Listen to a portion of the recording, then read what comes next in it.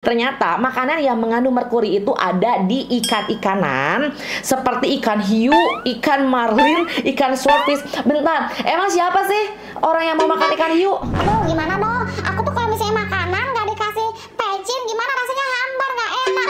Ya udah, nggak apa-apa. Tolonglah 9 bulan ini doang demi janin kita.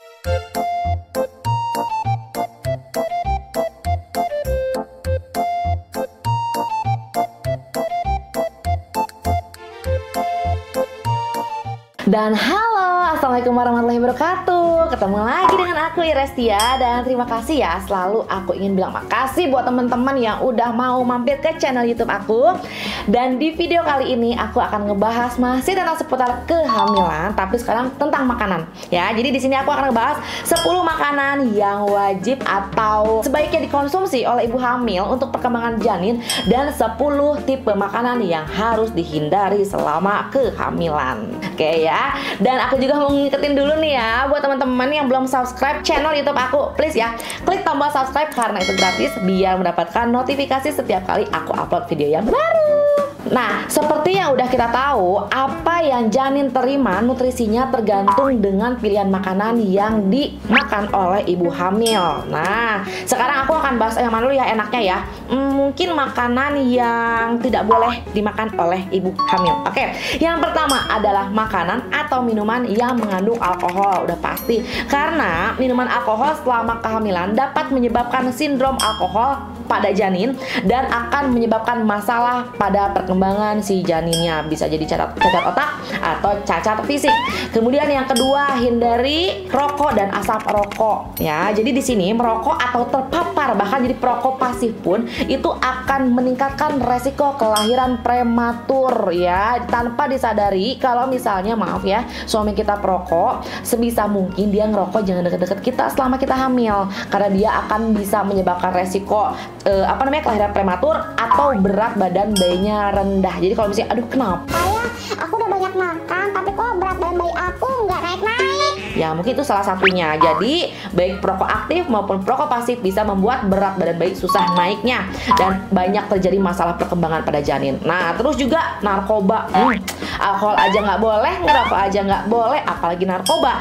Karena mengkonsumsi narkoba atau obat-obatan terlarang selama proses kehamilan dapat menyebabkan masalah kesehatan pada janin dan mengganggu perkembangannya, terutama sekali lagi perkembangan otaknya. Kemudian yang keempat, makanan yang mentah atau kurang matang, telur setengah matang, atau misalnya pada saat kita nggak hamil kita senang tuh makan sushi atau sashimi gitu ya. Nah, itu sebaiknya dikurangi.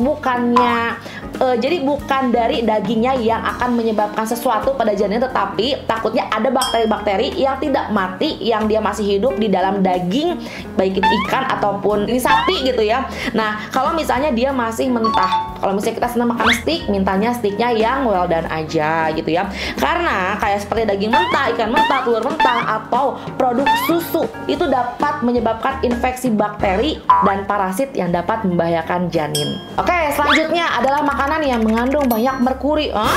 Kaget aku juga ya, kirain merkuri itu bahan skincare doang. Ternyata makanan yang mengandung merkuri itu ada di ikan-ikanan seperti ikan hiu, ikan marlin, ikan swordfish. Bentar, emang siapa sih orang yang mau makan ikan hiu? Ada ya, tapi ada aja sih ya. Kalau misalnya tipikal orang-orang yang senang makan yang aneh-aneh, nah itu pas lagi hamil jangan yang aneh-aneh deh ya. Apalagi kalau misalnya dapat hamilnya susah ya, lebih sayang sama janin kan daripada sama keinginan kita sendiri.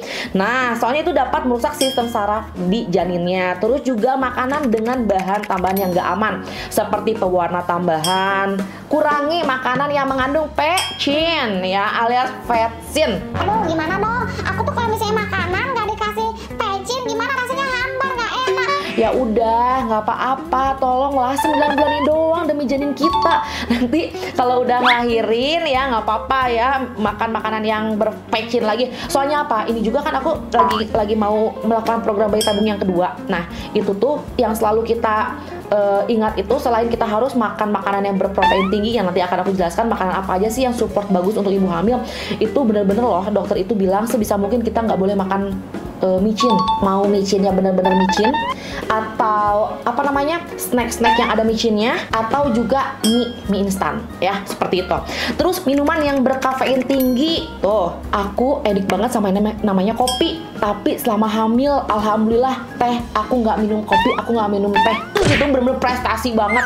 Kenapa? Iya, soalnya setiap kali minum kopi asam lambung aku naik dan aku mual. Hebat emang ya si Zahra mah bikin ibunya pola hidup sehat bener-bener. Jadi tiap kali minum kopi, nyium baunya aja udah enak nih. Begitu mah minum satu teguk, mualnya nggak kira-kira sampai keringet dingin. Apalagi kalau misalnya kalian punya asam lambung. Nah, pada saat hamil itu ya, yang pada saat orang hamil dan dia punya penyakit mah, sakit mahnya itu akan cenderung beresiko lebih cepat kambuh ya, asam lambungnya tinggi. Kebayang nggak? Asam lambung aja kita udah mual, ditambah sama mual hamil, mualnya kuadrat. Karena kalau mual asam lambung kan di bagian atas, mual hamil kan biasanya di bagian bawah tuh. Kebayang nggak lagi hamil muda terus kamu asam lambungnya juga kumat? Ya luar biasa. Oke, jadi minuman yang berkafein tinggi itu sebaiknya dihindari atau dikurangi lah minimal ya. Terus makanan yang tidak higienis pasti. Kalau misalnya kalian makanannya sembarangan yang ada diare, muncrat, wae, aduh, Gusti lagi hamil kamu sering-sering ngeden, itu nggak bagus ya. Nanti membuat perut kita tuh lebih mudah berkontraksi gitu ya. Kemudian minuman atau makanan yang ada turunan vitamin A. Nah, sebelumnya di video sebelumnya itu tuh aku ngebahas kandungan skincare yang nggak boleh dipakai sama ibu hamil. Itu salah satunya adalah retinoid. Retinoid itu adalah turunan dari vitamin A. Makanya ibu hamil itu tuh bagus untuk makan atau minum yang ada kandungan vitamin A. Tapi terbatas. Karena terlalu banyak mengkonsumsi kandungan vitamin A, justru itu akan membuat kerusakan pada janin ya. Jadi vitamin A itu boleh dikonsumsi, bagus ya, bagus malah buat dikonsumsi, tapi dosisnya rendah secukupnya dan konsultasikan sama dokter. Terus makanan yang tinggi gula dan lemak. Tapi kan namanya ibu hamil harus banyak makan. Iya, tapi makannya bukan makan lemak juga ya, banyak makan protein, karbonya yang cukup, vitaminnya cukup, proteinnya yang tinggi. Oke? Karena kalau misalnya kebanyakan gula ya, itu bisa memacu atau memicu gula darahnya tinggi, kolesterolnya tinggi, dan itu akan berakibat pada kerusakan perkembangan janin. Nah, di sini yang secara berlebihan dapat menyebabkan masalah kesehatannya itu kalau misalnya ibu hamil itu kan setahu aku harusnya nggak boleh makan atau minum obat-obatan, apalagi obat antibiotik. Jadi sebisa mungkin kita hindari, tahu kita penyakitnya apa, hindari makanan yang bisa memicu kita sakit gitu. Karena kalau misalnya kita udah sakit, kita harus tahan tuh nggak makan obat. Bahkan katanya kalau lagi demam aja diirit-irit, kita nggak boleh makan paracetamol, apalagi antibiotik. Jadi yang namanya karena tinggi lemak, tinggi gula, itu sebaiknya dihindari. Semuanya serba cukup. Lalu lanjut sekarang makanan yang harus dikonsumsi selama kehamilan. Tenang kok ya, makanan ibu hamil juga enak-enak, serius ya. Jadi makanan yang baik selama ibu hamil itu benar-benar yang namanya 4 sehat 5 sempurna itu harus diperhatiin. Aku ingat banget kalau misalnya dulu pas aku lagi hamil, pas aku makan, porsi aku tuh nggak banyak, tapi aku pengennya karbohidratnya ada, proteinnya ada, lemaknya ada, sayurannya ada, vitaminnya ada. Dan porsi karbohidrat lebih sedikit dibandingkan dengan porsi protein. Pokoknya protein paling tinggi, di bawahnya lemak, di bawahnya karbohidrat. Nah, buah-buahan dan sayuran. Buah-buahan sayurannya juga jangan pilih-pilih ya. Karena semua buah-buahan mengandung vitamin yang baik buat kesehatan dan harus warna-warni, jangan cuma hijau doang. Buah yang hijau apa? Mangga, koneng. Jadi kita makan makanan buah yang berwarna-warni, warna merah, warna putih, warna kuning, warna hijau, semuanya itu bagus, mendapatkan nutrisi yang beragam soalnya ya. Terus juga protein. Nah, protein yang paling penting itu ada di mana? Di daging tanpa lemak, kemudian di ayam, di telur ya, telur putih, telur kuning, sama di ikan-ikan. Ikan salmon tuh paling bagus. Ya memang mahal sih ya. Kalau nggak ikan salmon di bawahnya, pokoknya semua jenis ikan-ikanan itu bagus, tinggi proteinnya. Nah, ada juga kalau misalnya pengen murah, kacang-kacangan, tahu, tempe, kemudian produk susu rendah lemak ya. Meskipun susu baik untuk kesehatan, apalagi untuk ibu hamil, ingat jangan susu yang full cream ya, lemaknya nanti terlalu tinggi. Aku ingat dulu waktu pas lagi hamil, aku nggak bisa minum susu, susu ini, susu untuk ibu hamil, pasti mual karena memang kadar gulanya lumayan tinggi. lagi. Nah akhirnya saat itu aku minum susu rendah lemak dan rendah gula gitu ya. Terus tadi aku apa lagi ya? Aku tadi ada yang mau diomongin tapi lupa. Oh itu ada pada saat aku kemarin bayi tabung itu tuh aku dikasih tahu ada satu jenis makanan atau suplemen yang kadar proteinnya tinggi banget dan nggak semua orang tahu. Itu namanya sari ikan gabus. Coba deh cari di marketplace ya. Memang baunya tuh enak banget. Dulu aku beli berapa ya? 60 atau 70 ribu, satu kotaknya isi 6. Kayak toples ini loh, toples real food. Gelas kaca gitu, dan itu sekali minum itu amis banget, bau hanyir. Nah kalau misalnya buat kalian yang pengen makan sari ikan gabus tapi terlalu bau sama anyir, saran aku kasih tips ya, itu dicampurin sama kecap langsung diminum ya untuk mengeluarkan rasa amisnya. Dan aku nggak tahu ya, kadarullah aku cuma minum suplemen protein itu pada saat aku OVU dan sel telur aku tuh bagus kondisinya. Sel telur aku bagus kondisinya dan embrio aku tuh excellent-nya 4, good-nya 2. Dan itu karena pengaruh protein yang tinggi selama kehamilan, protein yang bagusnya ya.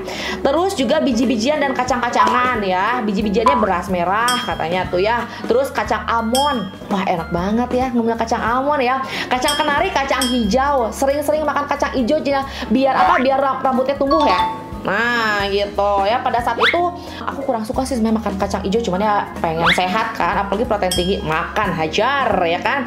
Udah gitu produk susu rendah lemak tadi sudah disebutkan, yogurt, keju yang mengandung kalsium dan vitamin D bagus untuk pertumbuhan tulang. Oh ya, aku juga ingin ngasih tahu kalau pada saat kita lagi hamil itu sebenarnya tulang kita mengalami keropos lebih cepat dibandingkan dengan biasanya. Makanya orang-orang yang hamilnya lebih sering, yang sering hamil dan sering melahirkan itu lebih cepat terkena osteoporosis karena pada saat bayi tumbuh besar, nutrisi yang paling disedot besar dari ibunya adalah kalsium. Makanya ibu hamil harus banyak minum susu rendah lemak yang kalsiumnya tinggi. Kalau enggak, kerasanya nanti usia 30, usia 40 lututnya gampang capek. Itu tuh sebenarnya apa? Oh, gara-gara waktu kecilnya kamu ini ya kurang minum susu? Bukan, itu tuh biasanya pada saat kehamilan kita kurang minum kalsium sehingga tulang kita pengeroposannya di situ ya, diambil sama janinnya. Terus juga ikan itu mengandung asam lemak omega 3 dan nilai protein yang tinggi untuk kecerdasan otak janinnya. Juga sumber zat besinya daging merah,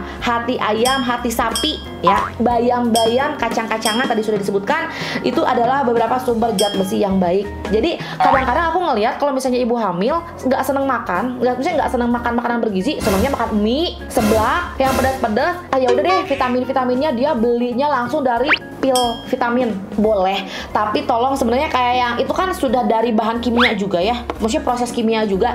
Jangan hanya mengandalkan suplemen vitamin untuk ibu hamil. Menurut aku lebih baik berasal dari makanan-makanan atau sayur-sayuran yang memang udah aslinya di situ gitu ya. Dan banyak minum air putih ya, air putihnya jangan cuma 2 liter. Karena apa? Karena saat kita dehidrasi nanti gerakan janin akan melemah karena dia kekurangan suplai oksigen ya. Jadi suplai oksigen dan suplai darah itu bisa berkurang kalau misalnya ibunya kehilangan cairan atau kekurangan cairan. Dan makanan ke-9 itu adalah telur. Sebenarnya masih tadi dibahas ya, yang telur juga ada tapi ini fokus ke telur karena telur merupakan sumber protein berkualitas tinggi yang mengandung berbagai nutrisi penting untuk pertumbuhan janin. Dan yang ke-10 adalah asam folat. Wah, udah sering denger ya. Karena asam folat itu adalah salah satu elemen yang selalu disertakan di susu-susu kehamilan ya. Asam folat itu sangat penting terhadap pertumbuhan sel biar pertumbuhan janinnya itu sesuai normal dan tidak mengalami cacat syaraf ya. Jadi di sini dapat mencegah cacat tabung syaraf pada janin. Dan makanan yang asam folat itu ada apa aja? Ada bayam, ada kacang-kacangan, ada jeruk, ada asparagus, dan masih banyak yang lainnya. Tuh, jadi banyak banget ya makanan-makanan yang direkomendasikan untuk ibu hamil, dan itu nggak ada yang nggak enak, semuanya enak-enak. Makanya yang nggak enak itu kadang-kadang ibu-ibu hamil yang nggak suka sayuran. Padahal protein tinggi itu banyak banget di sayuran. Kalau misalnya nggak suka sayuran ya udah beralih ke buah-buahannya. Oke, semoga video ini bermanfaat, dan buat yang nonton yang sekarang kebetulan lagi hamil, semoga lancar selalu sampai ke persalinan sehat ya. Oke, sampai ketemu di video selanjutnya, dan jangan lupa like, share, komentar juga dong, pengen ngebahas apalagi seputar kehamilan. Aku juga mau minta maaf kalau ada salah-salah kata. Sampai ketemu di video selanjutnya. Assalamualaikum warahmatullahi wabarakatuh. Dadah.